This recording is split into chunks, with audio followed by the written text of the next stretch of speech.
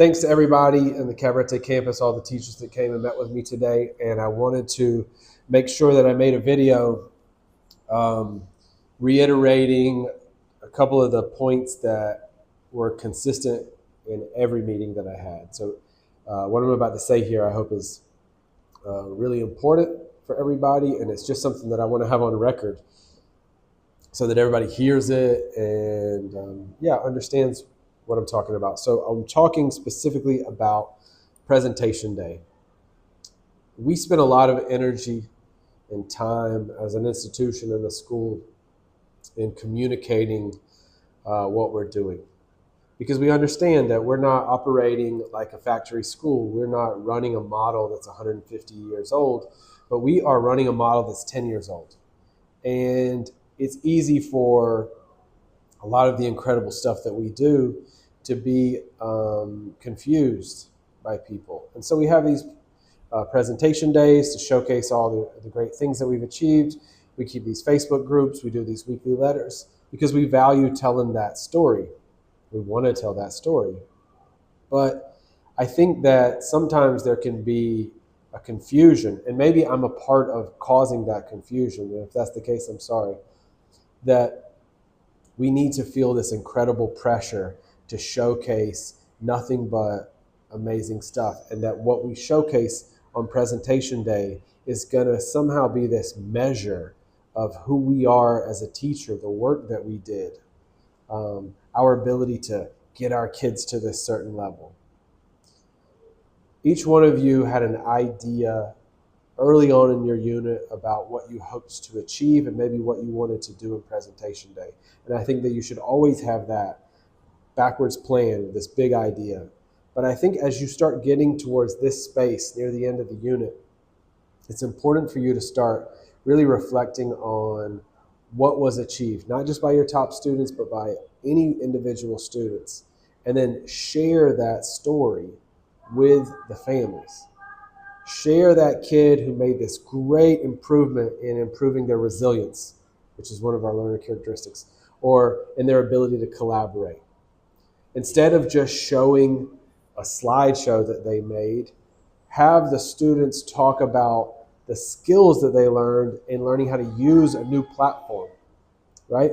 That's what we want to showcase. We don't want students to feel like they've got to get up there and they're being measured by their ability to recite a performance perfectly or to put out just this beautiful piece of work. And I don't want the teacher to feel that way either, because I think what ultimately results is this feeling of like stress and pressure under the last weeks.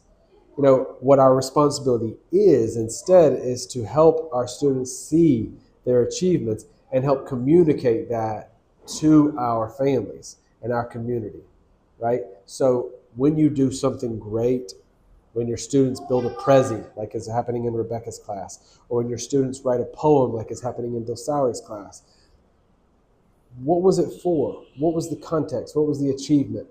You as the teacher can help provide that context in ways that sometimes your students can't.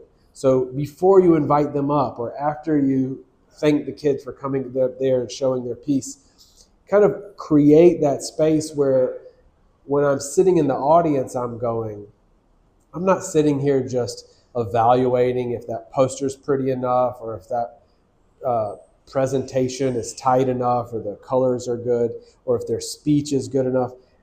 I'm actually hearing a student talk about their process of learning and how they learned some skills that allowed them to be able to come up with something to present. You know, the final project is literally just a medium via which we showcase what we learned. And so I think if we can remember that, also I think it's our responsibility to sometimes showcase failure. You know, that is a captive audience there. For 1 hour, we have an audience that is listening to us talk about learning and education. It's not a showcase of the 10 best things. It's an opportunity for us to explain, you know, the structure behind all this.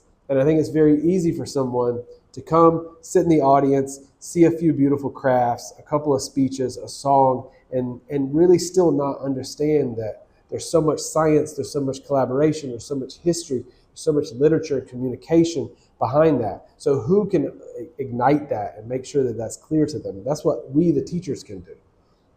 So, put energy into making sure that the way you introduce your students gives context for that. And also put energy into when you are putting up displays of student work in your classroom, give it a little context. What was this thing? Like, what was this PSA video that you did? Well, it was about Essential Question 3, and it was focused on the core skill of media literacy. Or what was this piece of writing that you've got on the wall? Oh, that was persuasive essays. And so we spent 6 weeks refining our ability to organize our thoughts, and back up our claims. Here it is. Here's some pieces of that. But really give it context, because I think it also allows the work to shine, and it allows our community to really understand all the work that you're doing. I know that you spend a lot of energy and time working really hard to make sure that everyone understands that you are doing a good job, that your kids are having a great experience there. And it's best articulated, in my opinion, by making sure that people understand the behind the scenes of what's happening, the process, and not just the final product. And if we want our kids to feel relaxed and feel capable of taking risks, if we want our students to think that we also value them going through things or improving in some of the learning characteristics, and we have to use these opportunities where we communicate to people to showcase that too. If we showcase that, then our community is going to understand that that matters to us, and it does. So, yeah, thanks so much. Love y'all. Excited.